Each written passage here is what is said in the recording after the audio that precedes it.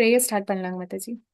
ஓம் அஜ்ஞானதிமிராந்தஸ்ய ஓம் அஜ்ஞானதிமிராந்தஸ்ய ஞானானஞ்சனசலாக்கயா ஞானானஞ்சனசலாக்கயா சக்ஷுருன்மிலிதம் யேன சக்ஷுருன்மீலிதம் யேன தஸ்மை ஸ்ரீகுரவே நமः.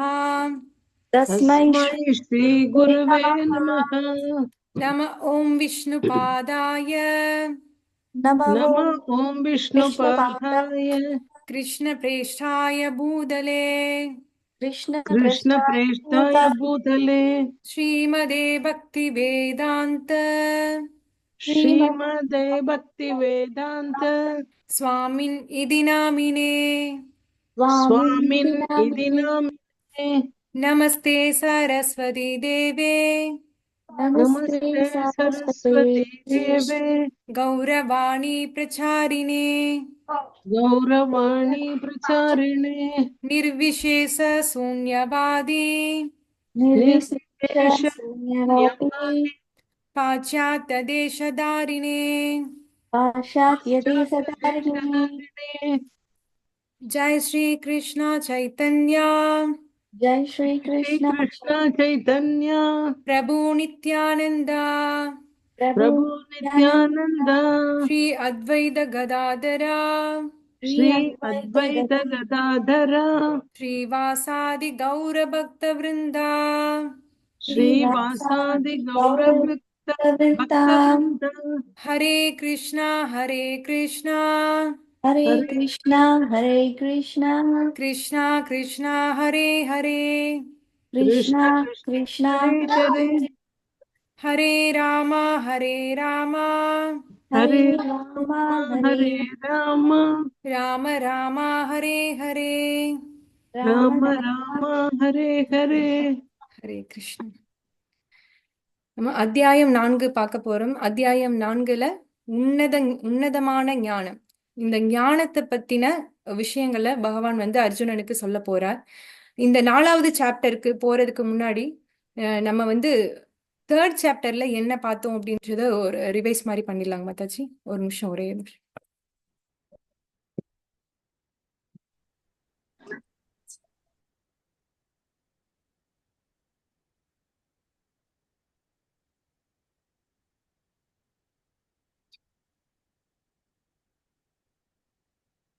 அத்தியாயம் 3ல அர்ஜுனன் பகவான் கிருஷ்ணர் கிட்ட எது கர்மம் சிறந்ததா இல்ல தியாகம் துறவு சிறந்ததா அப்படின்னு சொல்லிட்டு 1 முதல் 2வது ஸ்லோகம் முடியும் கேட்கிறார். இப்போ பகவான் சொல்றார், கர்மாதான் சிறந்தது, நிஷ்காம கர்மயோகம் தான் சிறந்தது. நீ சத்திரியன் அர்ஜுனா, அதனால துறவு அப்படின்றத நீ மேற்கொள்ள கூடாது. உனக்கு விதிக்கப்பட்ட கடமையை நீ செய்யணும். அவங்களுக்கு விதிக்கப்பட்ட கடமையை செய்யணும். அந்த விதிக்கப்பட்ட கடமையை நம்ம செய்யறதால கொஞ்ச காலத்துல நம்ம பகவானுக்கு நிஷ்காம கர்மா செய்ய ஆரம்பிச்சிடுவோம். நம்ம பகவானை திருப்திப்படுத்துறதுக்காக அந்த கர்ம வினை செய்வோம். ஆரம்பத்துல எல்லாரும் அவங்க புலனின்பத்தை நிறைவேற்றுறதுக்காக தான் கர்ம வினைகள்லாம் செய்யறாங்க. அதேவும் பகவானை திருப்திப்படுத்துறதுக்காக, பகவானுடைய திருப்திக்காக மட்டும் நம்ம செய்யக்கூடிய கர்ம வினைகள், நம்ம எல்லா கர்ம வினைகளையும் செய்யறோம். ஆனா அந்த கர்ம வினையுடைய பலனை பகவானுக்கு அர்ப்பணம் பண்ணி எந்தவித எதிர்பார்ப்பும் இல்லாம செய்யக்கூடிய அந்த கர்ம வினைக்கு நிஷ்காம கர்மா அப்படின்னு சொல்லி பேரு. அந்த நிஷ்காம கர்மாவை செய்யும் போது ஞானம் பெறுறதற்கான தகுதிய ஒருத்தர் பெறுறார். அந்த ஞானத்தின் மூலமா அவனுக்கு பற்றுதல் அப்படின்றது இல்லாம போயிடுது, துறவு அப்படின்றது ஏற்படுது. அந்த துறவின் மூலமாதான் மோட்சம் அடைய முடியுமே தவிர்த்து பொய்யா துறவு மேற்கொள்றதால எந்த ஒரு பலனையும் ஒருத்தர் அடைய முடியாது. சிலர் வாழ்க்கையில வெறுத்து போய், இல்ல எங்க வீட்டுல அந்த ப்ராப்ளம் இந்த ப்ராப்ளம், கடன் தொல்லை, அது பொண்டாட்டி சரியில்லை அப்படின்லாம் சொல்லிட்டு பொய்யா துறவு மேற்கொண்டு போயிடுவாங்க. அந்த மாதிரி ஒரு துறவுல எந்த ஒரு பலனுமே கிடையாது. அவனால ஆன்மீகமாவும் முன்னேற முடியாது, பௌதிக வாழ்க்கையிலும் அவனால ஒண்ணுமே அச்சீவ் பண்ண முடியாது. அப்போ பகவான் அர்ஜுனன் கிட்ட சொல்றார், உன்னுடைய கடமையை செய், நீ சத்திரியன், சத்திரியனுக்கான கடமை என்ன? போர் புரிகிறது, அதை செய். ஆனா அந்த போர் புரியறத என்ன திருப்திப்படுத்துறதுக்காக, எனக்காக செய் அர்ஜுனா அப்படின்னு சொல்றார். அப்போ நிஷ்காம கர்ம யோகாவை பத்தி 3 முதல் 9வது ஸ்லோகங்கள்ல பகவான் சொல்றார். அதுக்கடுத்து கர்ம காண்ட பகுதியை பத்தி சொல்றார்.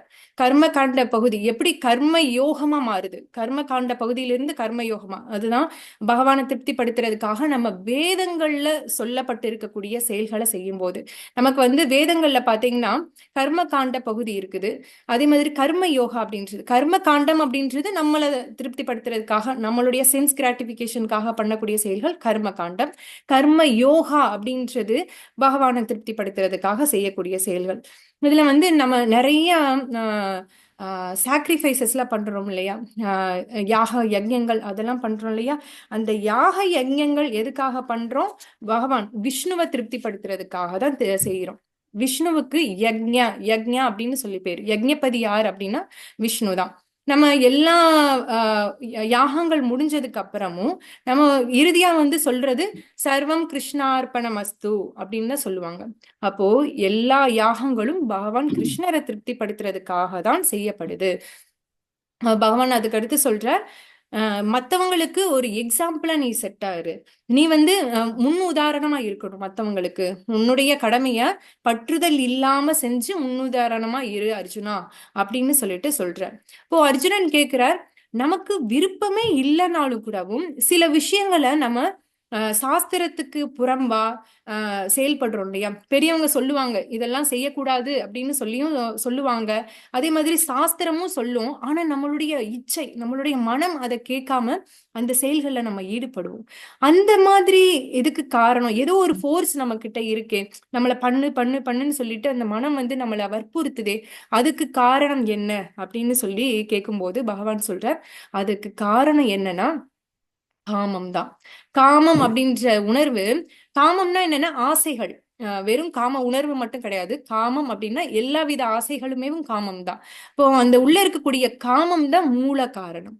காமம் ஒருத்தனுக்கு கோபத்தை ஏற்படுத்துது. கோபம் ஒருத்தனுக்கு பேராசை இதெல்லாம் ஏற்படுத்துது. நமக்கு காமத்தினால ரொம்ப ஆசைப்படுறோம் ஒரு இது மேல, அது கிடைக்கலன்னா நமக்கு கோபம் வருது. அந்த கோபத்தின் மூலமா எப்படியும் அச்சீவ் பண்றோம், நமக்கு அந்த ஒரு விஷயத்தை நம்ம அச்சீவ் பண்ணிடுறோம். அதனால என்ன ஆகுது? பேராசை, இன்னும் நான் வேணும், இன்னும் எனக்கு வேணும், இன்னும் நான் சம்பாதிக்கணும், இன்னும் நான் ஓடணும் அப்படின்னு சொல்லிட்டு பேராசை தான் உருவாகுது. இப்போ காமம், கோபம், குரோதம், மோகம் இதெல்லாம் ஒரு மனிதனுடைய மிகப்பெரிய எதிரி அப்படின்னு சொல்லிட்டு பகவான் ஆஹ் இந்த இதுல 3வது அத்தியாயத்துல சொல்லியிருக்காரு. இப்போ 4வது அத்தியாயத்துல நம்ம பார்க்க போறது என்னன்னா ஞானம். ஞானம்னா என்ன? உன்னதமான ஞானம், நித்தியமான ஞானம். இந்த ஞானம் மாற்றமே அடையாதது. எது உண்மையான நித்தியமான ஞானம் அப்படின்றத பார்க்க போறோம். அந்த ஞானத்தை பெறக்கூடிய வழி எது அப்படின்னு சொல்லி பார்க்க போறோம். அதுக்கடுத்து நிஷ்காம கர்மாவை எந்த வழியில இந்த நிஷ்காம கர்மாவை பெற முடியும் அப்படின்றத பார்க்க போறோம். எப்படி ஞானத்தை உண்மையிலேயே அடைகிறது அப்படின்ற விஷயத்த பார்க்க போறோம். 4 விஷயங்கள் பார்க்க போறோம். எது உன்னதமான ஞானம், அந்த ஞானத்தை பெறுறதற்கான வழி என்ன, நிஷ்காம கர்மான பகவானை திருப்திப்படுத்துறதுக்காக செய்யறது, செயல்கள்ல பற்றுதல் இல்லாம செய்யக்கூடிய செயல்கள் நிஷ்காம கர்மா. அந்த நிஷ்காம கர்மாவை அடையக்கூடிய வழி என்ன, அப்புறம் நாலேஜ் எப்படி நாலேஜ் ஞானத்தை பெறுறது அப்படின்ற 4 விஷயங்களை இந்த 4வது அத்தியாயம் நமக்கு சொல்லி தரப்போகுது. முதல் ஸ்லோகா. எல்லாரும் அன்மியூட் பண்ணி சொல்லுங்க மாதாஜி. எல்லாருமே ட்ரை பண்ணுங்க, அப்பதான் இன்டராக்டிவா இருக்கும் கிளாஸ். எல்லாருமே அன்மியூட் பண்ணிக்காங்க. ஸ்ரீ பகவானு இமம் விவஸ்வதே யோகம் प्रोक्तवान् अहम् अव्ययम् विवस्वान् मनवे प्राह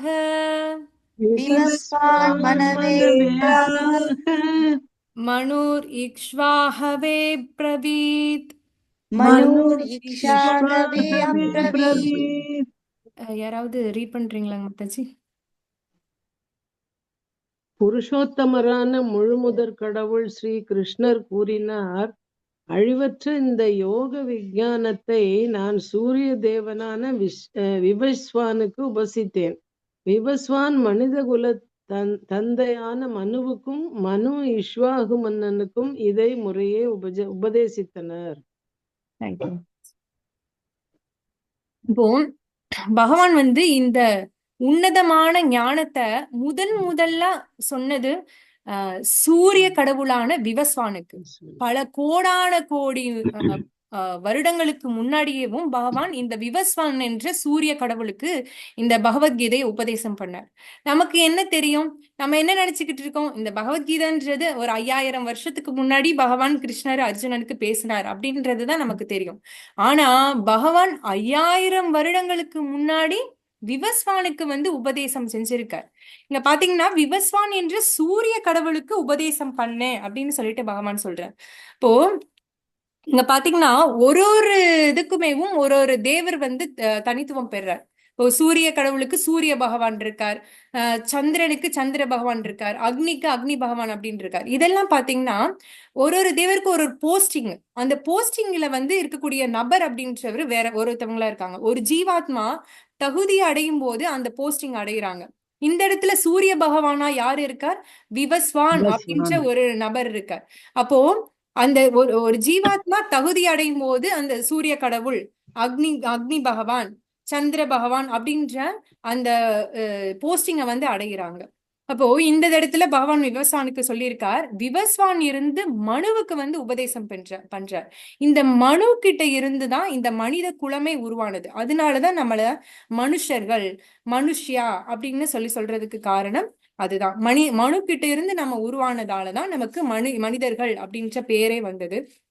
மனு இருந்து இச்வாகு மன்னருக்கு உபதேசம் பண்றார். இச்வாகு மன்னருடைய குலத்தை சார்ந்தவர் தான் ராமபிரான். இப்போ இச்வாகு மன்னருக்கு உபதேசம் பண்ணார். ஆனா என்ன ஆயிடுச்சு? காலப்போக்குல இந்த ஞானம் அப்படின்றது, சங்கிலி தொடர் அப்படின்றது பிரேக் ஆக ஆரம்பிச்சிருச்சு. இப்போ நம்ம ஒரு கேம் விளையாடுவோம் இல்லையா? ஒருத்தவங்க காதுல வந்து ஒரு விஷயத்த நம்ம சொல்லுவோம், அடுத்தவங்க அந்த விஷயத்த சொல்லி சொல்லி இறுதியா நமக்கு வந்து சேரக்கூடிய அந்த விஷயம் வந்து அப்படியே ஆப்போசிட்டா ஒரு ஃபுல்லா அப்படி மாத்தி இருக்கும். அந்த மாதிரி ஒரு கேம் விளையாடுவோம் இல்லையா? அதே மாதிரிதான் காலப்போக்குல இப்படியேவும் இந்த ஞானம் வந்து பிரேக் ஆக ஆரம்பிச்சிருச்சு. தவறா வந்து ஏன்னா சிலர் வந்து இன்டர்பிரேட்டேஷன் கொடுக்குறாங்க, அவங்களாவும் வந்து சில விஷயங்களை தானா வந்து எழுதுறேன் அப்படின்னு சொல்லிட்டு சில தவறான ஆன்மீக குரு உருவாகி தவறான முறையில உபதேசம் பண்ணியிருக்கலாம். அதனால நமக்கு வந்து இந்த ஞானம் வந்து மாறி போயிருந்திருக்கலாம். அதனால பகவான் மறுபடியும் அர்ஜுனனை சாக்கா வச்சு நமக்கு வந்து இந்த விஷயத்த நமக்கு சொல்ற. 2வது ஸ்லோகா. ஏவம் பரம்பரா பிராப்தம் ஏவம் பரம்பரா பிராப்தம் இமம் ராஜர்ஷயோ விதுஹு இமம் ராஜர்ஷயோ விதுஹு சகாலே நேஹ மகதா சகாலே நேஹ மகதா யோகோ நஷ்ட பரந்தப. யோகோ நஷ்ட பரந்தப. யாராவது இந்த டிரான்ஸ்லேஷன் படிக்கிறீங்களா மாதாஜி? உன்னதமான இவ்விஞ்ஞானம் சீடர்களின் சங்கிலித் தொடர் மூலமாக பெறப்பட்டு அவ்வாறே புனிதமான மன்னர்களால் உணரப்பட்டது. ஆனால் காலப்போக்கில் அத்தொடர் விட்டு போகவே இவ்விஞ்ஞானம் மறைந்து விட்டதைப் போல தோன்றுகிறது. ஓ, இந்த ஞானம் வந்து குரு சீட பரம்பரை வழியாதான் பெறணும். நம்ம குரு சீட பரம்பரை வழியா வரக்கூடிய இந்த ஞானத்தை பெறும்போதுதான் பகவான் என்ன சொல்ல வர்றார் நமக்கு. பகவத்கீதையில பகவான் என்ன சொல்ல வர்றார் அப்படின்ற விஷயமே நமக்கு தெரியும். நிறைய பேர் வந்து சான்ஸ்கிரிட் நாலேஜ் இருக்கிறதால அவங்களுடைய இஷ்டத்துக்கு வந்து ஒரு ஓன பகவத்கீதை எழுதுவாங்க. அதுல பாத்தீங்கன்னா பகவான் என்ன சொல்ல வந்தார் அப்படின்றதையும் விட்டுருவாங்க. கிருஷ்ணரையும் அர்ஜுனனையும் ஒரு இன்ஸ்ட்ருமெண்டா வச்சுட்டு இந்த குதிரைகள் வந்து புலன்கள், இந்த அர்ஜுனன் வந்து ஆத்மா, கிருஷ்ணர் வந்து ஒரு மனம் அப்படின்னு ஏதோ ஒரு இன்டர்பிரிட்டேஷனை கொடுத்து அவங்களாம் ஒரு ஓனா ஒரு கதையை உருவாக்கி கிருஷ்ணரையும் அவர் முழு முதற் கடவுள் அப்படின்ற விஷயத்தையும் வந்து மறைச்சிருவாங்க. இந்த இடத்துல பாத்தீங்கன்னா அர்ஜுனன் இந்த பகவத்கீதையில 4 பேர் தான் பேசியிருப்பாங்க. அதுல திருதராஷ்டிரன், சஞ்சயன், அர்ஜுனன், பகவான் கிருஷ்ணர். இந்த 4 பேர் பேசும்போது பாத்தீங்கன்னா அர்ஜுனன் பேசும்போது அர்ஜுன வாச்ச அப்படின்னு சொல்லுவாங்க. அதே மாதிரி திருதராஷ்டிரன் பேசும்போது திருதராஷ்டிர வாச்ச அப்படின்னு சொல்லுவாங்க. சஞ்சயன் பேசும்போது சஞ்சய் வாச்சன்னு சொல்லுவாங்க. ஆனா கிருஷ்ணர் பேசும்போது ஏன் கிருஷ்ண வாச்சன்னு சொல்லல? பகவானு வாச்ச அப்படின்னு சொல்றாங்க. இப்போ பகவான் கிருஷ்ணர் தான் முழுமுதற் கடவுள், அவரு தான் பகவான். பக அப்படின்னு சொல்லி சொன்னா ஐஸ்வர்யங்கள், வான் அப்படின்னா உடையவர். யார் வந்து 6 ஐஸ்வர்யங்களையும் முழுமையாக நிரம்ப பெற்றிருக்காரோ அவர்தான் பகவான். கிருஷ்ணர் வந்து அவர்தான் பகவான். அதனாலதான் வந்து வேதவியாசர் எழுதும் போது அவரை பகவான் வாச்சான்னு எழுதினார். ஆனா இவங்க எல்லாம் என்ன பண்றாங்க, கிருஷ்ணர் பகவான்றதையே மறைச்சிட்டு அவங்கெல்லாம் ஓனா ஒரு கருத்தை வந்து சொல்ல ஆரம்பிக்கிறாங்க. அதனாலதான் மக்கள் வந்து தவறான வழியில வந்து வழி நடத்தப்படுறாங்க. இந்த பிரம்ம ஜோதியில் ஐக்கியமாகிறது, பகவானுக்கு உருவம் இல்லாத தன்மை இருக்கு அப்படின்னு சொல்லி நினைக்கிறது. இதுக்கெல்லாம் காரணம் இந்த மாதிரி தவறான ஆட்கள் நமக்கு வந்து தவறான ஆட்கள் எழுதின பகவத்கீதையை நம்ம படிக்கும்போது நமக்கு வந்து முழுமையான ஞானம், கிருஷ்ணர் கொடுத்த முழுமையான ஞானம் பெறப்படுறது கிடையாது. ஆனா குரு சீட பரம்பரையிலிருந்து வரக்கூடிய இந்த ஞானத்தை நம்ம பெறும்போது பகவான் நமக்கு என்ன சொல்ல வந்தார் அப்படின்ற தகவலை நம்மளால எளிமையா வந்து பெற முடியுது. அப்போ அர்ஜுனன் வந்து பகவான் கிட்ட கேக்குறார், சரி கிருஷ்ணா, நீ வந்து சொல்றியே இந்த கோடான கோடி வருடங்களுக்கு முன்னாடியே இந்த ஞானத்தை நீ இவருக்கு சூரிய பகவானுக்கு சொன்னதா சொல்றியே, நீயும் நானும் ஒன்னாதான் இருக்கோம், என்னோட காலத்துலதான் நீ இருக்க, நீ எப்படி வந்து முன்னாடியே சொல்லியிருக்க முடியும் அப்படின்னு சொல்லி கேக்குற. அப்போ பகவான் சொல்றார், அர்ஜுனா, நான் வந்து கடவுள், நான் வந்து நீ சாதாரண ஜீவாத்மா, நான் வந்து கடவுள், அதனாலதான் எனக்கு எல்லாம் நினைவுல இருக்கு அப்படின்னு சொல்றேன். அது மட்டும் இல்லாம இந்த பகவத்கீதையில பகவான் அந்த 4 குருசீட பரம்பரையை பற்றியும் சொல்ற. நம்ம யார்கிட்ட இருந்து இந்த ஞானத்தை பெறணும் அப்படின்ற விஷயத்தையும் சொல்ற. எந்த குரு சீட பரம்பரையிலிருந்து பெறுறது, யார் குரு, உண்மையான குரு யாரு, எது பரம்பரை அப்படின்னு நம்ம தெரிஞ்சுக்கலாம். பகவான் கிருஷ்ணர் தான் முதல் குரு. பகவான் கிருஷ்ணர் கிட்ட இருந்து குருசீட பரம்பரை உருவாகுது. 4 குருசீர பரம்பரை, ஆத்தரைஸ்டு 4 சீர பரம்பரை இருக்குது. ஒண்ணு பிரம்ம சம்பிரதாயம், 2வது ஸ்ரீ சம்பிரதாயம், 3வது ருத்ர சம்பிரதாயம், 4வது குமார சம்பிரதாயம். அப்போ 4 சம்பிரதாயங்கள் இருக்குது. பிரம்ம சம்பிரதாயத்துல பகவான் கிருஷ்ணர் பிரம்மதேவருக்கு உபதேசம் பண்ணார். பிரம்மதேவர் இந்த உலகத்தை படைச்சத அப்போ பகவான் விஷ்ணுவை நினைச்சு தவம் இருப்பார். பகவான் அவருடைய ஹிருதயத்துல தோன்றி அவருக்கு உபதேசம் பண்ணியிருப்பார். இப்போ பிரம்மதேவரிலிருந்து உருவாகக்கூடிய சம்பிரதாயம் பிரம்ம சம்பிரதாயம் அழைக்கப்படுது. அந்த பிரம்ம சம்பிரதாயத்துல வந்தவர் மத்வாச்சாரியார். அதே மாதிரி ஸ்ரீ சம்பிரதாயத்திலிருந்து வந்தவர் ராமானுஜாச்சாரியார். விஷ்ணு கிட்ட இருந்து லக்ஷ்மி தேவி தாயார் கத்துப்பாங்க. லக்ஷ்மி தேவி தாயார் அவங்களுடைய குருசீட பரம்பரையை ஆரம்பிப்பாங்க. ராமானுஜாச்சாரியார் அதுல முதன்மையான ஆன்மீக குருவா இருக்கார். அதே மாதிரி சிவபெருமான் அவருடைய சம்பிரதாயம் தான் ருத்ர சம்பிரதாயம். அதுல விஷ்ணு சுவாமிகள் அந்த சம்பிரதாயத்துல வர்றாங்க. அதுக்கடுத்து குமார சம்பிரதாயம், 4 குமாரர்கள், பிரம்மதேவருடைய 4 புத்திரர்கள், சனகன், சனத்குமாரன், சனாதனன், சனானந்தன் அப்படின்னு 4 குமாரர்கள் இருக்காங்க. அந்த 4 குமாரர்கள் வழியா வரக்கூடிய சம்பிரதாயம் குமார சம்பிரதாயம். அதோடைய முதன்மையான ஆச்சாரியர் நிம்பகாச்சாரியார். இப்போ இந்த 4 சம்பிரதாயங்கள் தான் ஆத்தரைஸ்டு. இந்த சம்பிரதாயங்கள்ல இருந்து வரக்கூடிய கிடைக்கக்கூடிய பகவத்கீதையை நம்ம படிச்சோம்னா ஞானம் கிடைக்கும். ஆனா நம்ம இப்ப தெரிஞ்சுக்கக்கூடிய இந்த பகவத்கீதை எந்த குருசீட பரம்பரையில வருது அப்படின்னா பிரம்மதேவருடைய சம்பிரதாயத்திலிருந்து வருது. பிரம்ம மத்வ கௌடிய சம்பிரதாயத்திலிருந்து நமக்கு இந்த ஞானம் கிடைக்குது. பிரபுபாதர் நமக்கு இந்த உன்னதமான ஞானத்தை கொடுத்திருக்கார். பிரபுபாதருடைய இந்த பகவத்கீதை புக்கை நீங்க பாத்தீங்கன்னா ஃப்ரண்ட் பேஜ்லயே இருக்கும், Bhagavad Gita as it is, Bhagavad Gita உண்மை உருவில் அப்படின்னு சொல்லி கொடுத்திருப்பார். ஏன்னா அவர் கிருஷ்ணர் என்ன சொல்ல வந்தாரோ அதை மாத்தாம அப்படியே நமக்கு வந்து சொல்லி கொடுத்திருக்க. எதையும் வந்து அவங்க ஓனா வந்து எந்த கருத்தையும் எல்லாம் சொல்லாம எக்ஸ்ட்ரா வந்து ஆட் பண்ணாம நமக்கு பகவான் என்ன சொல்ல வந்திருக்காரோ அதை டைரக்டா வந்து கொடுத்திருக்க நமக்கு பிரபுபாதர். அர்ஜுன உவாச்ச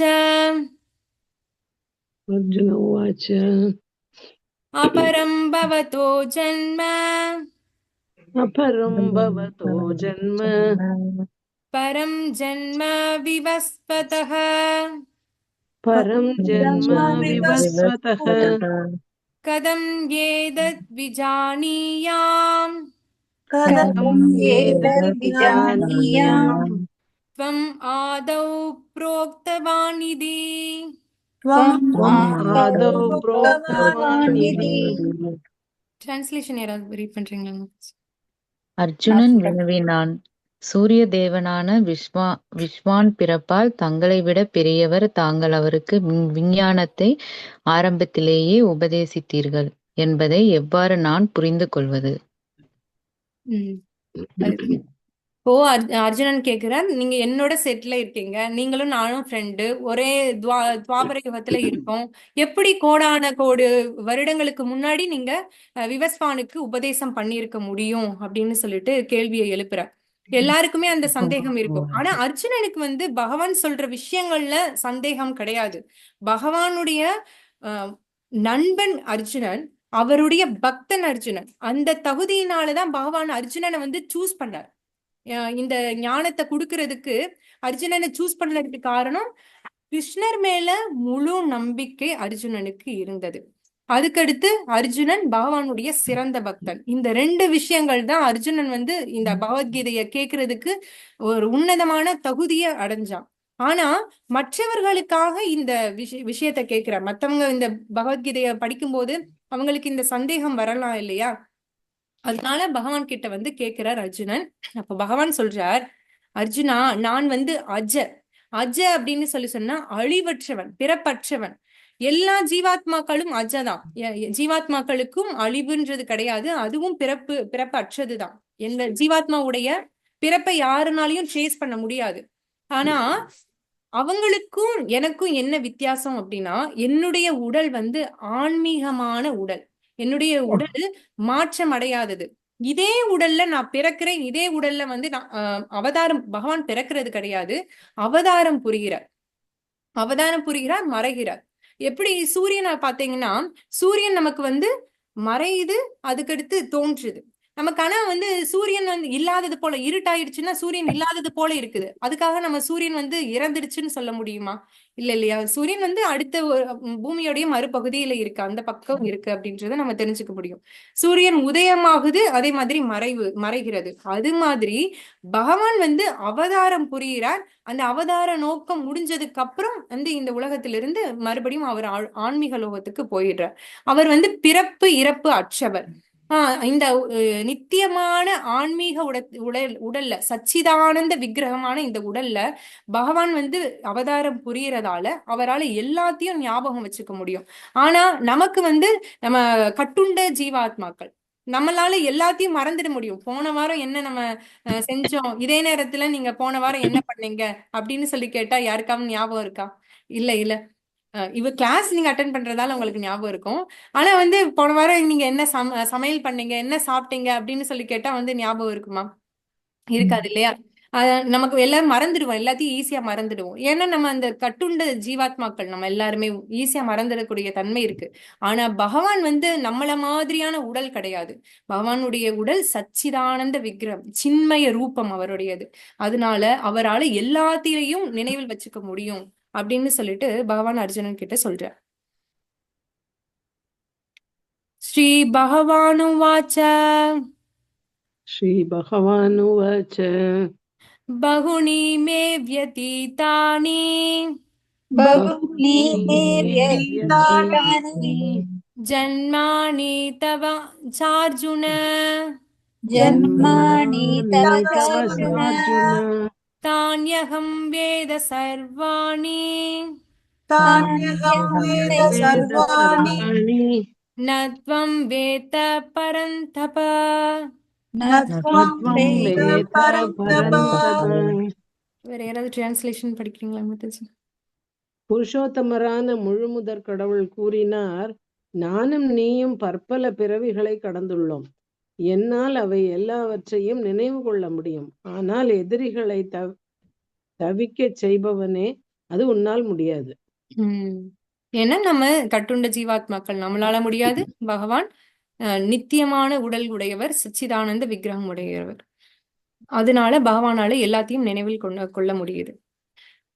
அப்போ அர்ஜுனன் வந்து கேக்குறார், சரி நீங்க வந்து எப்போ வந்து எப்ப வந்து நீங்க இந்த உலகத்துல பிறப்பெடுப்பீங்க, அவதாரம் புரியுவீங்க, எதற்காக அவதாரம் புரியுறீங்க அப்படின்றத சொல்ல முடியுமா அப்படின்னு சொல்லிக்கிட்டு பகவான் கிட்ட கேக்குறார். அப்ப பகவான் சொல்றார், யதா யதா ஹி தர்மஸ்ய யதா யதா ஹி தர்மஸ்ய ग्लानिर्भवति பவதி भारत பாரத ग्लानिर्भवति ग्लानिर्भवति भारत பாரத अभ्युत्थानम् अधर्मस्य अधर्मस्य अभ्युत्थानम् अभ्युत्थानम् अधर्मस्य अधर्मस्य तदात्मानं तदात्मानं सृजाम्यहम्. सृजाम्यहम् तदात्मानं तदात्मानं सृजाम्यहम्. सृजाम्यहम् டிரான்ஸ்லேஷன் யாராவது ரீட் பண்றீங்க?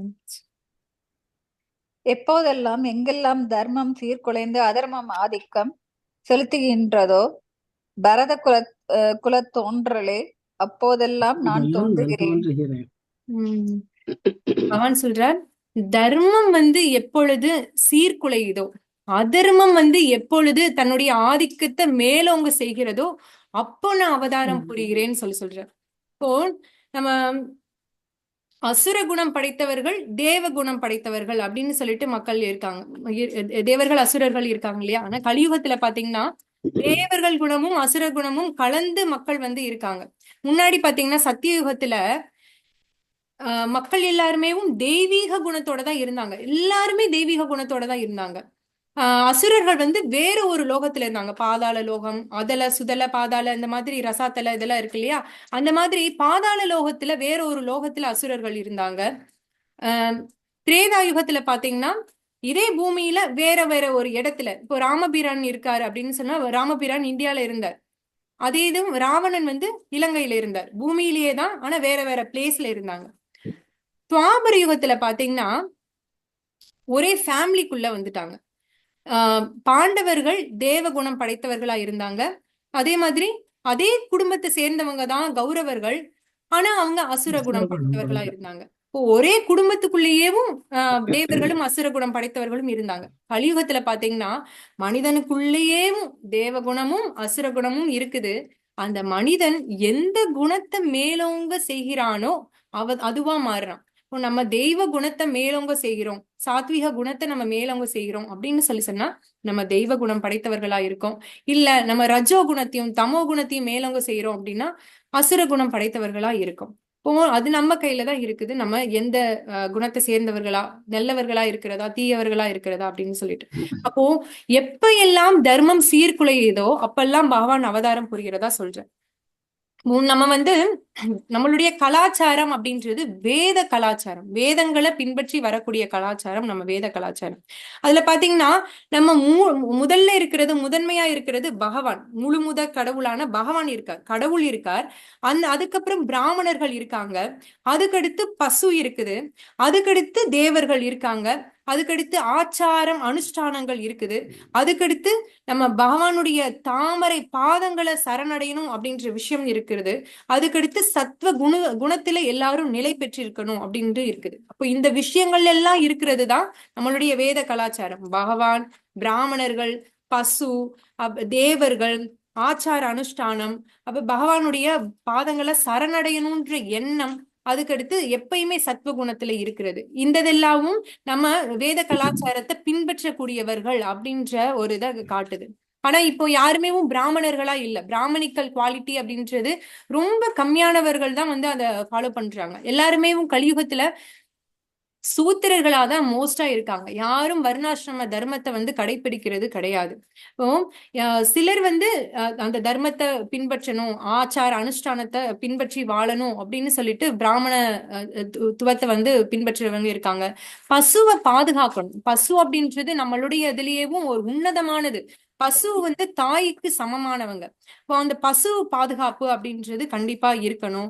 ஆச்சார அனுஷ்டானங்கள் நமக்கு சொல்லி கொடுத்ததெல்லாமும் இருக்கு இல்லையா? காலையில எந்திரிச்ச உடனே நம்ம குளிக்கணும், இதெல்லாமும் சில நம்ம ரூல்ஸ் அண்ட் ரெகுலேஷன்ஸ்லாம் இருக்குது. அதெல்லாம் இப்ப பாத்தீங்கன்னா சாட்டர்டே சண்டே ஆச்சுன்னா குளிக்கிறதுக்கு ஒரு சோம்பேறித்தனப்பட்டு லீவ் விட்டுருது. இந்த மாதிரி அது சாதாரண பேசிக் ஆச்சாரத்தையும் ஃபாலோ பண்ணாமலாம் மனிதர்கள் வாழக்கூடிய நிலையில இருக்காங்க. அதே மாதிரி பகவான் எந்த ஒரு துன்பம் வந்தாலும் பகவானுடைய பாதத்தை சரணடையணும் அப்படின்ற எண்ணம் வந்து மக்களுக்கு வரணும். அதே மாதிரி எப்பயும் சாத்வீக குணத்துல இருக்கணும்.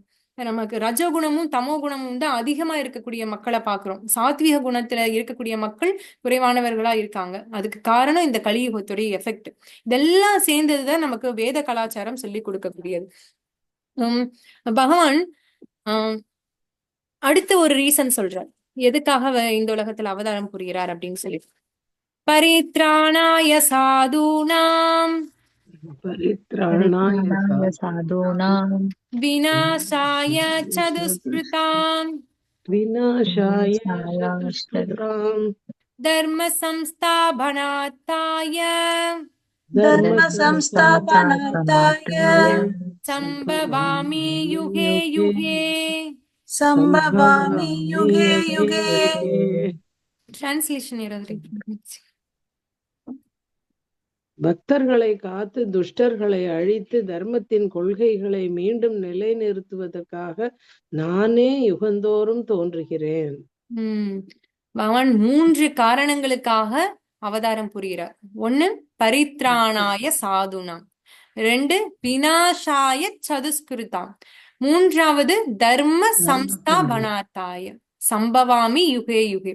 இப்போ பரித்ராணாய சாதுனாம், சாதுக்கள் யாரு? பக்தர்கள் தான். இப்போ பக்தர்களை பாதுகாக்கிறதுக்காகவும், விநாசாய சதுஸ்கிருதாம் துஷ்டர்களை அழிக்கிறதுக்காகவும், தர்ம சம்ஸ்தா தர்மத்தை நிலைநாட்டுவதற்காகவும், சம்பவாமி யுகே யுகே யுகந்தோறும் அவதாரம் புரிகிறேன் அப்படின்னு சொல்லி பகவான் சொல்றார்.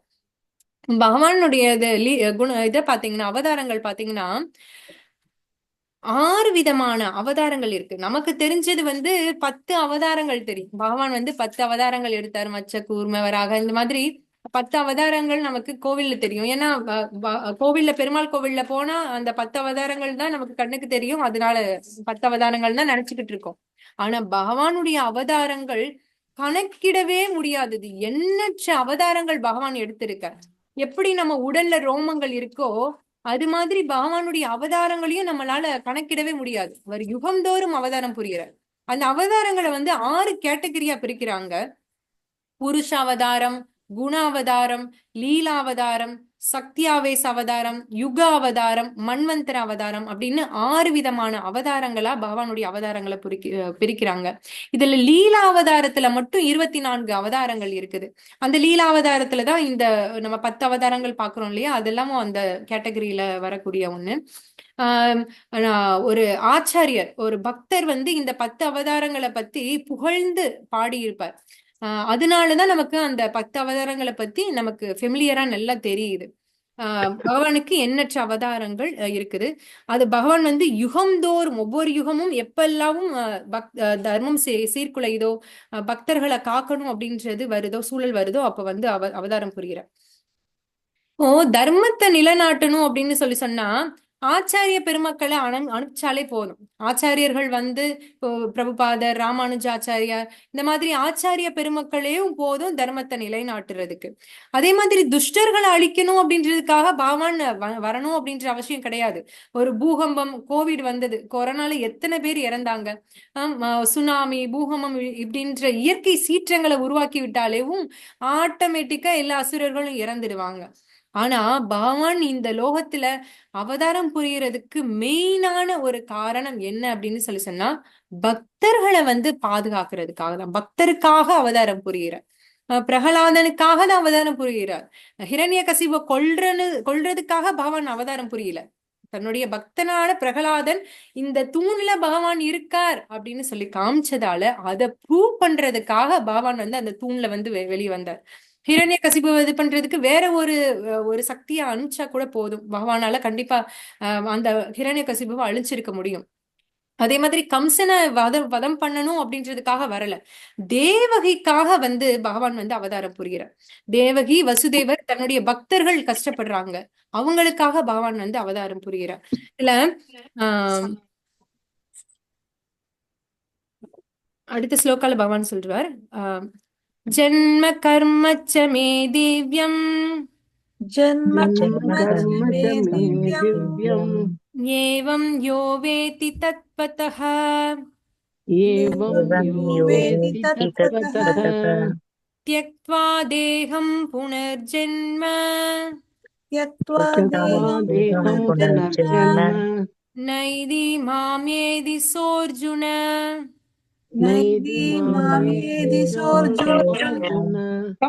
டிரான்ஸ்லேஷன் யாராவது எனது தோற்றமும் செயல்களும் திவ்யமானவை என்பதை எவன் ஒருவன் அறிகின்றானோ அவன் இந்த உடலை விட்ட பின் மீண்டும் இப்பௌதிக உலகில் பிறவி எடுப்பதில்லை. அர்ஜுனா, அவன் எனது நித்திய உலகை அடைகிறான். பகவான் இந்த லோகத்துல அவதாரம் புரிகிறார் இல்லையா? இப்போ அவதாரம் புரியும் போது தன்னுடைய பக்தர்களோட சேர்ந்து நிறைய லீலைகளும் புரிகிறார். இந்த மாயாவாத சன்னியாசிகள் இவங்க எல்லாம் பாத்தீங்கன்னா பகவானை வந்து ஒரு சாதாரண மனிதரா தான் கருதுறாங்க. பிரம்மஜோதி தான் வந்து உயர்ந்தது, பிரம்மஜோதியிலிருந்து கிருஷ்ணர் வந்து உருவானார், பிரம்மஜோதி தான் முதன்மையானது. பகவான் கிருஷ்ணர் வந்து ஒரு சாதாரண மனிதர் தான், ஆனா ஒரு எம்பவர்டு, ஒரு சக்தி வாய்ந்த ஒரு மனிதர் அப்படின்னு சொல்லி நிறைய பேர் நினைக்கிறாங்க.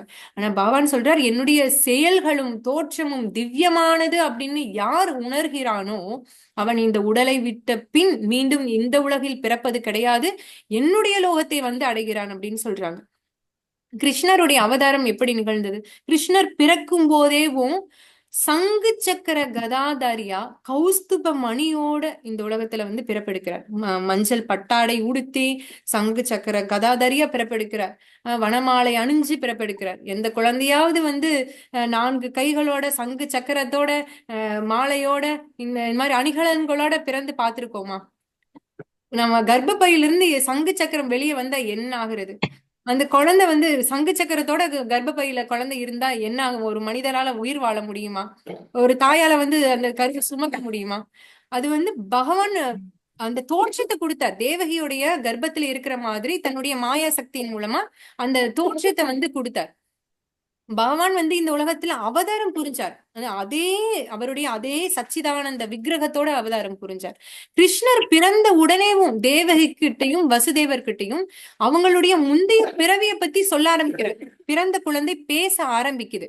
இப்போ கிருஷ்ணர் வந்து அவங்க முன்னாடி வந்து பிருஷ்ணி சுத்தப்பா அப்படின்னு சொல்லிட்டு தேவகியும் வசுதேவரும் முன் பிறவியில இருந்தாங்க. அந்த பிருஷ்ணியும் சுத்தப்பாவும் பகவான் தனக்கு குழந்தையா பிறக்கணும் அப்படின்னு சொல்லிட்டு பல்லாயிரம் வருடங்கள் தவம் புரிஞ்சாரு காட்டுல. வெறும் காய்ந்த இலைகளை மட்டும் சாப்பிட்டு 10,000 வருடங்கள் பகவான் தவம் புரிஞ்சாங்க. அதனால பகவான் ரொம்ப மனமகிழ்ந்து, ஒரு ஜென்மம் மட்டும் கிடையாது, 3 முறை உங்களுக்கு வந்து நான் மகனா வந்து பிறக்கிறேன் அப்படின்னு சொல்லிட்டு பகவான் வந்து அவங்களுக்கு ஆசீர்வாதம் கொடுக்கிறார். ஓ பிருஷ்ணி சுத்தப்பாவுக்கு பிருஷ்ணி கர்ப்பா அப்படின்னு சொல்லிட்டு பகவான் வந்து ஃபர்ஸ்ட் குழந்தையா பிறக்கிறார். இரண்டாவதா தேவர்களுடைய தாயான அதிதிக்கும் கஷ்யப முனிவருக்கும் மகனா வாமனனா வந்து பிறப்பெடுக்கிறார். 3வது முறையா தேவகிக்கும் வசுதேவருக்கும் மகனா கிருஷ்ணர் வந்து அவதாரம் புரிகிறார். இப்போ இந்த கதைய பிறந்த குழந்தை வந்து சொல்லிக்கிட்டு இருக்குது. நீங்க முன்னாடி ஜென்மத்துல இதுவா இருந்தீங்க, 2வது ஜென்மத்துல இதுவா இருந்தீங்க, இப்ப 3வது ஜென்மத்துல நான் உங்களுக்கு பையனா வந்து பிறந்திருக்கேன், உங்களுக்கு கொடுத்த வாக்க வந்து நான் நிறைவேற்றிட்டேன் அப்படின்னு சொல்லிட்டு பிறந்த குழந்தை பேசுது. இப்போ பிறந்த குழந்தை எங்கேயாவது பேச முடியுமா? பகவான் கிருஷ்ணருக்கு அவரு சச்சிதானந்த ரூபம் அப்படின்றதாலதான், அவர் அதே உடல்ல வந்து பிறப்பு எடுத்திருக்கிறதாலதான் அவரால் பேச முடியுது. நம்மள மாதிரி சாதாரண ஒரு மனிதர் கிடையாது பகவான் கிருஷ்ணர். ஆனா மூடர்கள் இந்த மாதிரி கிருஷ்ணரை ஒரு சாதாரண மனிதன், அவர் வந்து ஏதோ ஒரு பவர் இருக்கு, ஒரு சக்தி இருந்திருக்கு, அதனாலதான் அவரால் வந்து கோவர்த்தனகிரியை தூக்க முடிஞ்சது, இந்த மாதிரி நிறைய ராசலீலை புரிய முடிஞ்சது அப்படின்னு சொல்லிட்டு அவருக்கு சக்தி இருந்தது வந்து ஒரு மெஜிஷியன் மாதிரி அவங்க நினைக்கிறாங்க. ஆனா யார் வந்து பகவானுடைய அந்த திவ்யமான லீலை, திவ்யமான பிறப்பு, திவ்யமான செயல்களை வந்து புரிஞ்சுக்கிறாங்களோ அவங்க கண்டிப்பா பகவானுடைய லோகத்தை அடைகிறது உறுதி அப்படின்ற வாக்க பகவான் கொடுக்கிற. சாதுர்வர்ணியம் மயா சிருஷ்டம்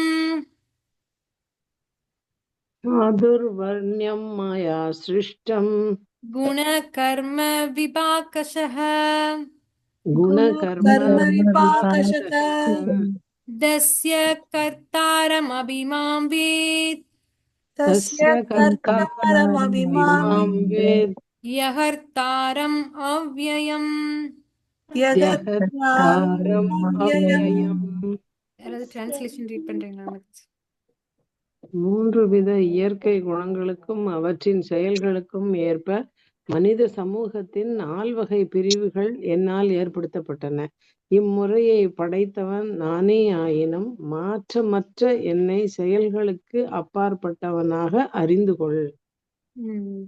நம்ம வர்ணாசிரம தர்மம் அப்படின்றது மனிதர்கள் இயற்றினது கிடையாது. பகவான் வந்து அதை உருவாக்கி இருக்கார்.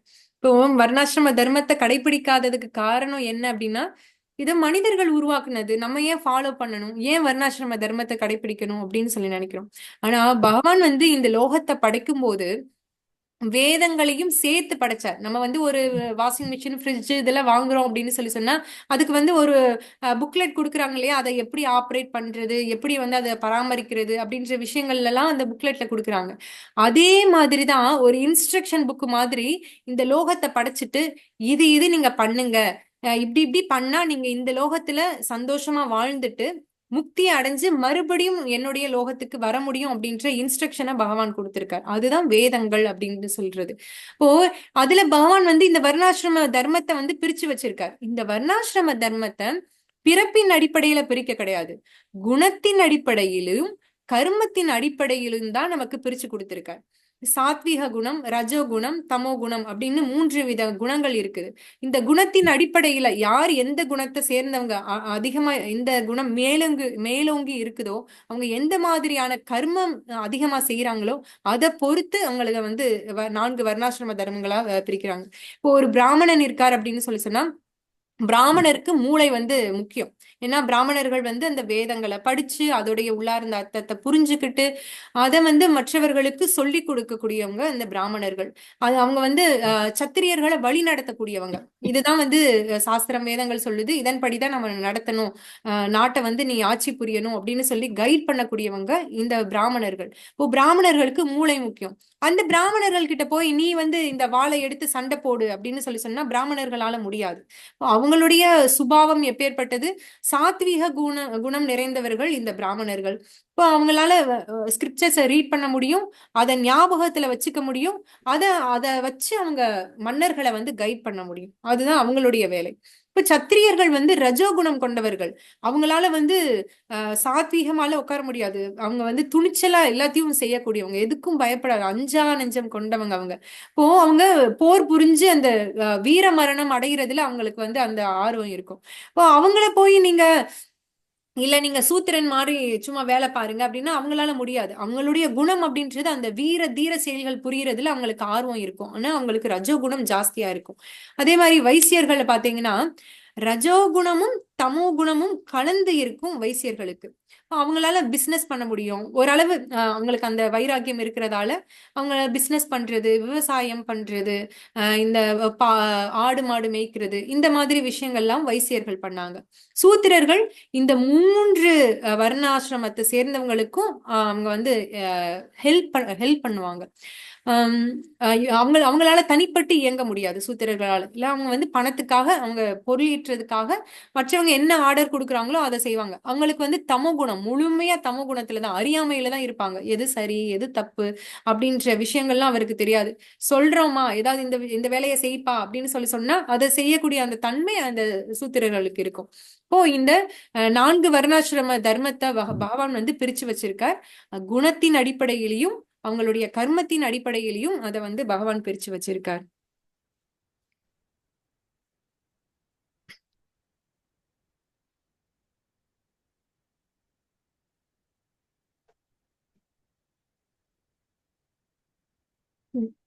தத்வித்தி பிரணிபாதேன तत्विद्धि प्रणिपातेन परिप्रश्नेन सेवया परिप्रश्नेन सेवया उपदेक्ष्यन्ति ते ज्ञानम् उपदेश्यन्ति ते ज्ञानम् ज्ञानिनस्तत्त्वदर्शिनः ज्ञानिनस्तत्त्वदर्शिनः. டிரான்ஸ்லேஷன் யாராவது ரீட் பண்றீங்களா மத்தஜி? ஆன்மீக குருவை அணுகி உண்மையை அறிய முயற்சி செய். அடக்கத்துடன் அவரிடம் கேள்விகள் கேட்டு அவருக்கு தொண்டு செய். உண்மையை கண்டவர்களான தன்னுணர்வு பெற்ற ஆத்மாக்கள் உனக்கு ஞானத்தை அளிக்க முடியும்.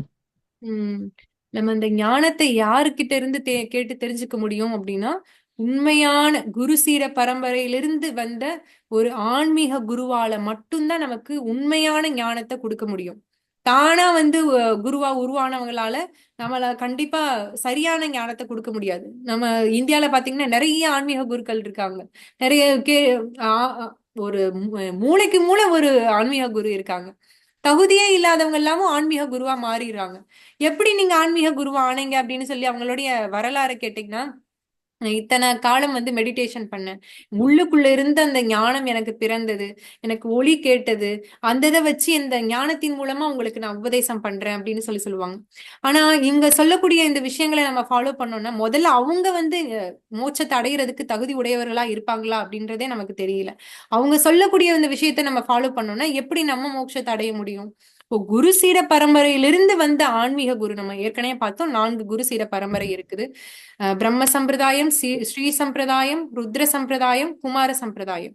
இந்த 4 ஆத்தரைஸ்டு குருசீட பரம்பரையிலிருந்து வந்த ஒரு குருவால மட்டும்தான் பகவான் என்ன சொன்னார், வேதங்கள் நமக்கு என்ன சொல்லி தருது, எது சரி எது தப்பு அப்படின்ற விஷயத்த நமக்கு தெளிவா சொல்லி நமக்கு கைட் பண்ண முடியும், ஆன்மீக பாதையில கைட் பண்ண முடியும். அப்பேற்பட்ட ஒரு ஆன்மீக குருவை தேடி அவரை செலக்ட் பண்ணி அவர்கிட்ட தஞ்சம் அடைஞ்சு அடக்கத்தோட நம்ம கேள்வி கேட்கணும், அவருக்கு சேவை புரியணும். முன்னாடி எல்லாம் பாத்தீங்கன்னா குருகுலத்துக்கு வந்து போவாங்க, குழந்தைங்களை வந்து குருகுலத்துக்கு தான் அனுப்பிச்சு வைப்பாங்க. அங்க குருவுக்கு சேவை செஞ்சு அங்கேயே தங்கியிருந்து அந்த ஞானத்தை வந்து குழந்தைகள் பெறுவாங்க. ஆனா இப்போ அந்த சிஸ்டம் எல்லாம் மாறி போயிடுச்சு. இப்போ ஆன்மீக குருக்கு முதல்ல நம்ம சேவை புரியணும், அடக்கத்தோட கேள்வி கேட்கணும். சும்மா வந்து உங்களுக்கு ஞானம் தெரியுமா, நான் இந்த கேள்வி கேட்கிறேன், உங்களுக்கு இந்த ஆன்சர் தெரியுமா அப்படின்னு சொல்லிட்டு அவரை டெஸ்ட் பண்றதுக்காக நம்ம கேள்விகள் கேட்க கூடாது. அடக்கத்தோட உண்மையா ஞானத்தை தெரிஞ்சுக்கணும் அப்படின்ற ஒரு ஆர்வத்தோட நம்ம கேள்விகளை கேட்டு தெரிஞ்சுக்கணும். அந்த தன்னுணர்வு பெற்ற ஆத்மாக்கள், நான் வந்து ஆத்மா அப்படின்ற நிலைய உணர்ந்தவங்க, பகவானுடைய தன்மையை உணர்ந்தவங்க, பகவானுடைய சக்தியை உணர்ந்தவங்க, உண்மையான ஞானத்தை குருசீட பரம்பரையிலிருந்து தெரிஞ்சவங்க, வேதங்களை படிச்சவங்க, இந்த குருவால மட்டும்தான் நமக்கு வந்து உண்மையான ஞானத்தை கொடுக்க முடியும். அப்பேற்பட்ட குருவை அணுகி நம்ம இந்த ஞானத்தை தெரிஞ்சுக்கணும் அர்ஜுனா அப்படின்னு பகவான் சொல்றார். யஜ்ஞாத்வா ந புனர்மோகம் यज्ञात्वा न पुनर्मोहम् ஏவம் யாஸ்யசி பாண்டவ एवं यास्यति पाण्डव येन भूतान्यशेषाणि येन भूतान्यशेषाणि द्रक्ष्यस्यात्मन्यदो मयि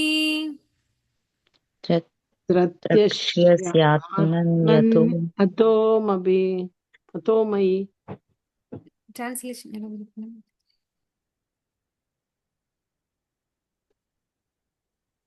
இவ்வாறு தன்னுணர்வடைந்த ஆத்மாவிடமிருந்து உண்மை ஞானத்தை பெற்றபின் நீ மீண்டும் மயக்கத்தில் விழமாட்டாய். ஏனெனில் இந்த ஞானத்தின் மூலம் எல்லா உயிரினங்களையும் பரமனின் பாகமாக வேறு விதமாக கூறினால் என்னுடையதாக நீ காண்பாய். நம்ம இந்த தன்னுணர்வு அடைஞ்ச ஆத்மாக்கள் கிட்ட இருந்து நம்ம ஞானத்தை பெறும்போதுதான் நான் யாரு, பகவான் யாரு அப்படின்ற விஷயத்த நல்லா தெரிஞ்சுக்க முடியும். எல்லா ஜீவாத்மாக்களுக்குள்ளேயும் பகவான் இருக்கார், பரமாத்மாவா பகவான் வீற்றிருக்கார். ஜீவாத்மா பரமாத்மா அப்படின்ற விஷயத்த பத்தி நம்ம தெரிஞ்சுக்க முடியும். பகவான் 3 நிலைகள்ல இருக்கார், பிரம்மன், பரமாத்மா, பகவான் அப்படின்னு 3 நிலைகள்ல இருக்கார். இப்போ அந்த ஞானத்தை தன்னுணர்வு அடைஞ்ச ஆத்மா கிட்ட இருந்து நம்ம தெரிஞ்சுக்கும் போது எல்லா உயிரினத்துக்குள்ளேயும் பரமாத்மாவை நம்ம பார்ப்போம். எல்லா உயிரினத்திலையும் பகவான் இருக்கார் அப்படின்னு சொல்லிட்டு பார்ப்போம். இப்போ உயிரினங்களுக்குள்ள இது இது மிருகம், அந்த ஞானத்தை அடைஞ்சவன் பாத்தீங்கன்னா யானையா இருந்தாலும், குதிரையா இருந்தாலும் சரி, சூத்திரனா இருந்தாலும் சரி, பிராமணனா இருந்தாலும் சரி, எல்லார்களையும் சமமான பார்வையோட பார்க்கக்கூடிய அந்த தன்மை நமக்கு வரும். எப்போ அது வரும்னா, அது உண்மையான தூய பக்தர்கிட்ட இருந்து இந்த விஷயங்களை நம்ம கேட்டு தெரிஞ்சுக்கும் போதுதான் அந்த ஞானம் நமக்கு வரும். இந்த யாராவது இதை ரீட் பண்றீங்களாங்க மாதாஜி? ரீட் பண்ணாதவங்க யாராவது ரீட் பண்ணுங்க மாதாஜி.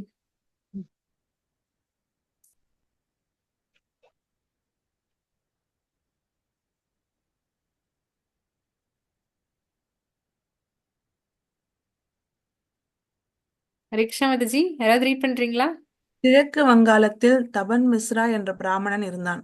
முக்தி அடைவதற்கான வழிமுறைகள் குறித்து பல வேத இலக்கியங்களை படித்த பிறகு அவர் குழப்பம் அடைந்தார்.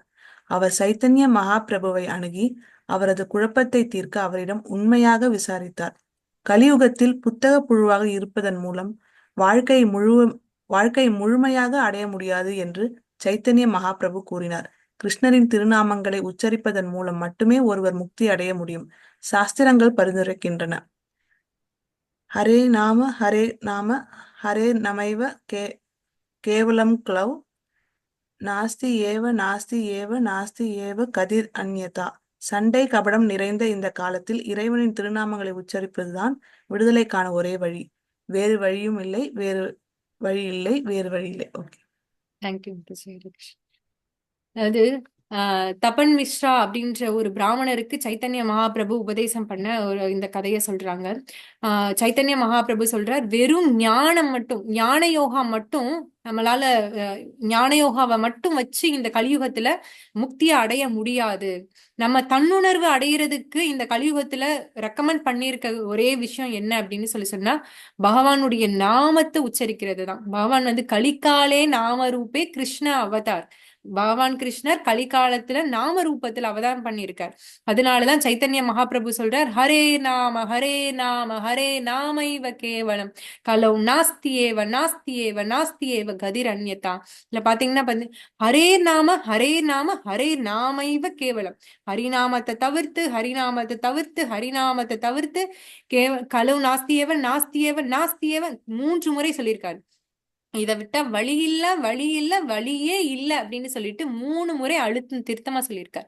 பகவானுடைய நாமத்தை சொல்றது மட்டும்தான் இந்த கலியுகத்துல நமக்கு எஃபெக்டிவா இருக்கும் அப்படின்னு சொல்லிட்டு சைத்தன்ய மகாபிரபு சொல்ற. வெறும் ஞான யோகம் மட்டும் பத்தாது, பகவானுடைய நாம ஜபமும் சேர்ந்து தேவை அப்படின்றத சொல்லியிருக்காரு.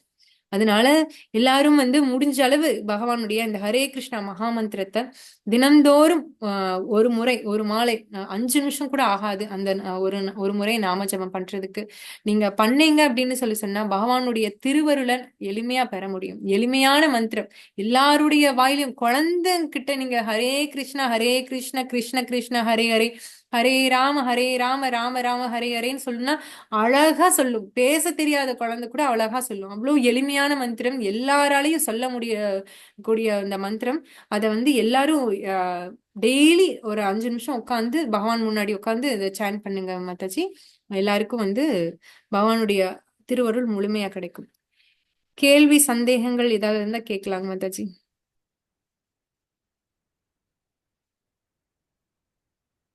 யாருக்காவது ஏதாவது சந்தேகம் இருக்காங்க மாதாஜி?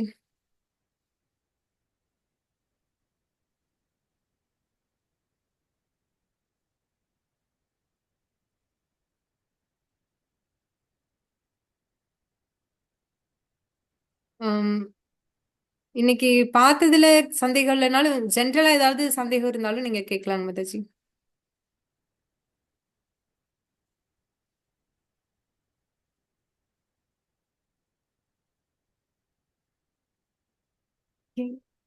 யாருக்குமே சந்தேகம் இல்லையா? சரி, ஓகே மாதாஜி. ரொம்ப சந்தோஷம், எல்லாத்துக்கும் எல்லாம் புரிஞ்சிருச்சுன்னு நினைக்கிறேன். சந்தோஷம் மாதாஜி. ஏதாவது கமெண்ட்ஸ் உங்களுக்கு எப்படி ஃபீல் பண்ணீங்க? கமெண்ட்ஸ் ஏதாவது சொல்லலாம்னு சொல்லலாம் மாதாஜி.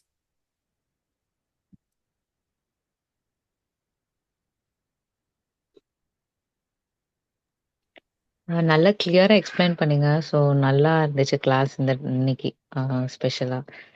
எல்லாமே கிளியரா புரிஞ்சுது. நல்லா ஃப்ளூயன்ட்டா சொன்னனால எங்களுக்கு ஈஸியா கிராஸ்ப் பண்ண முடிஞ்சது. glories to Guru Maharaj. Thank you. ரொம்ப நன்றிங்க மாதாஜி. நீங்க பொறுமையா உட்கார்ந்து பகவானுடைய இந்த உன்னதமான ஞானத்தை பத்தி தெரிஞ்சுக்கிறதுக்கு ஆவலோட எல்லாரும் வந்திருக்கீங்க. அது அது ரொம்ப சந்தோஷம் மாதாஜி. ஓகேங்க மாதாஜி. யதீந்திரா மாதாஜி, நன்றிங்க மாதாஜி. ஆல் க்ளோரிஸ் டு குரு மகாராஜ். எல்லாருக்கும் ரொம்ப நன்றிங்க மாதாஜி. இவ்வளவு நேரம் பொறுமையா உட்காந்து கிளாஸ் கவனமா கேட்டதுக்கு எல்லாருக்கும் ரொம்ப நன்றி. நம்ம 3 முறை ஹரே கிருஷ்ணா மகாமந்திரம் சொல்லி நம்ம கிளாஸை முடிச்சுக்கலாம் மாதாஜி.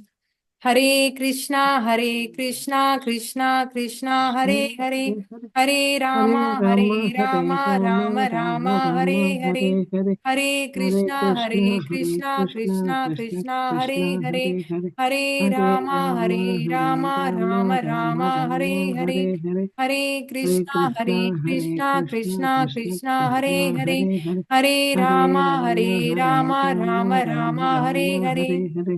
भगवान श्री कृष्ण परमात्मा की जय. जय ग्रंथराज भगवद गीता की जय. जय प्रेमानंदे हरि हरि बोल. All glories to assembly devotees. Hare Krishna